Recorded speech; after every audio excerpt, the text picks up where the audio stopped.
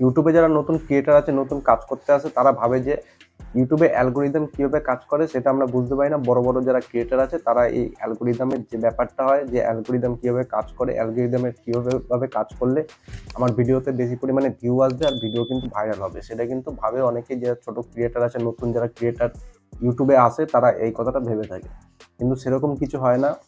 বড় বড় যারা ক্রিয়েটার আছে তাদের থেকে কিন্তু বেশি যারা নতুন যে ক্রিয়েটারগুলো আসে সেগুলোর উপর কিন্তু ইউটিউব অ্যালগোরিদম কিন্তু বেশি ফোকাস করে, বেশি রেকমেন্ডেশন কিন্তু সেই চ্যানেলের ভিডিওগুলো কিন্তু পাঠায়, নতুন চ্যানেলের ভিডিওগুলোতে রেকমেন্ডেশন বেশি পাঠায়।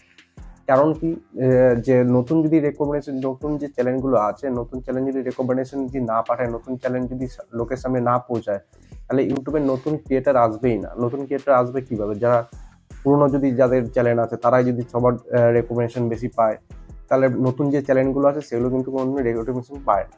যেরকম আমার নতুন চ্যানেল আছে, আমিও কিন্তু রেকমেন্ডেশন পাই, কিন্তু আমার ভিডিওতে সেরকম ভিউ কিন্তু এখনো পর্যন্ত আসে না। কারণ কি, আমি ইউটিউবে কাজ করছি বেশি দিন কিন্তু হয়নি। ইউটিউবে যদি কাজ করতে হয় তাহলে কিন্তু তোমাকে ধৈর্য ধরে অনেক দিন ধরেই কাজ করতে হবে। আমি ইউটিউবে কিন্তু এর আগেও অনেক চ্যানেল ছিল, আমি চ্যানেল 3-4টে ডিলিট করার পরে কিন্তু এই চ্যানেলটা আমি খুলেছি। এই চ্যানেলটা খোলার কারণ হচ্ছে যে আমি ইউটিউব সম্বন্ধে অনেক কিছুই জানার পরে তারপরে এই চ্যানেলটা খুলেছি। ইউটিউব সম্বন্ধে বুঝতে পেরেছি যে ইউটিউবে ধৈর্য ধরে অনেক দিন ধরেই তোমায় কাজ করতে হবে। কারণ কি, আগে তোমার কম্পিটিশন অনেক কম ছিল, এখন কিন্তু ইউটিউব যারা ক্রিয়েটার আছে অনেক কিন্তু কম্পিটিশন বেশি। আমি যে টপিক নিয়ে ভিডিও বানাচ্ছি সেটা কিন্তু আমার এক্সপিরিয়েন্সের উপরেই কিন্তু আমি ভিডিওগুলো বানাই।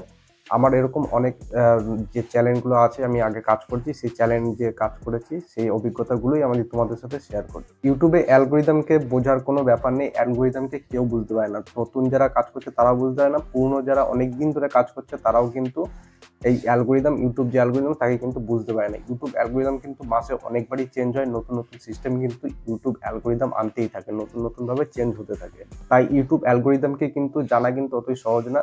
তোমাকে ইউটিউব অ্যালগোরিদমের মেন পার্ট যেগুলো হয়, তোমার যেগুলো তোমাকে ইউটিউব অ্যালগোরিদমে ফলো করতে হবে, সেগুলো হচ্ছে তোমার যে কনসিস্টেন্সি, মানে কি সপ্তাহে তুমি কটা ভিডিও আপলোড করতে পারবে, কতদিন ভিডিও আপলোড করতে হবে, সেটা যে তোমার দিনে যে 3-4টে ভিডিও আপলোড করতে হবে তার কোনো দরকার নেই। তোমার রোজও যদি ভিডিও আপলোড করতে হয় তারও কোনো দরকার নেই। তুমি সপ্তাহে 2টো ভিডিও তুমি রেডি করতে পারবে, তুমি 2টো ভিডিও আপলোড করবে, যে 5টা পারবে 5টা ভিডিও আপলোড করবে, কিন্তু ভিডিওর কোয়ালিটির উপর কিন্তু ফোকাস করতে হবে। তোমার ভয়েস কিন্তু ভালো, যেহেতু প্রথম যারা নতুন ক্রিয়েটার আছে তারা অবশ্যই এই জিনিসটা পারবে না, কিন্তু তোমার টপিকটা এমনভাবে রাখো যে টপিকে অডিয়েন্স বেশি আছে, এমন কোনো টপিকে তুমি ভিডিও বানিও না যে টপিকে দেখার মতন কিন্তু কোনো অডিয়েন্স নেই, তাহলে কিন্তু তোমার ভিডিও কিন্তু কোনোদিনও ভাইরাল হবে না। তোমার ভিডিওতে কিন্তু ওই ভিউজ কিন্তু কমই আসবে, হয়তো নাও আসতে পারে। আর যদি এমন কন্টেন্ট আসে যেগুলো তুমি বানাচ্ছ, যে অনেক অডিয়েন্স আছে, হ্যাঁ তুমি অনেক ভিডিও কিন্তু ইউটিউবেও দেখো যে এরকম অডিয়েন্স আছে, এরকম টপিকে ভিডিও বানায় তার কিন্তু অনেক অডিয়েন্স, কিন্তু আমি ভিডিও বানাচ্ছি তাতে কিন্তু কোনো ভিউ আসছে না। কিন্তু সেরকম কিছু না, তুমি নতুন কাজ করছো, তোমাকে ইউটিউব অ্যালগোরিদম যে রেকমেন্ডেশন পাঠাচ্ছে না সেটা না, পাঠায়। পুরোনো যে চ্যানেলগুলো আছে সেগুলোর কিন্তু অডিয়েন্স কিন্তু অলরেডি তার চ্যানেলে রয়েছে, তাদের কি হয়, ভিডিও আপলোড করলে সাথে সাথে সেই অডিয়েন্সের কাছে কিন্তু পৌঁছে যায় ভিডিও, আর তারা কিন্তু দেখে, তখন তার ভিডিওতে কিন্তু ভিউ চলে আসে। কিন্তু যারা নতুন ক্রিয়েটার আছে তাদের কিন্তু চ্যানেলে কোনো অডিয়েন্স থাকে না, তাই কোনো ভিউ কিন্তু আসে না। এটা আস্তে আস্তে তুমি যখন অনেকদিন ধরে কাজ করবে তখন আস্তে আস্তে দেখতে পারবে তোমার ভিডিওতে কিন্তু আস্তে আস্তে ভিউ বাড়ছে। ইউটিউবে এর জন্যই ধৈর্য ধরে কাজ করতে হয়। প্রথমে কিন্তু কারোর ভিডিওতে ভিউ আসে না, সবারই কিন্তু 0 বা 1-2 এরকম 10-15 কিন্তু ভিউ আসে।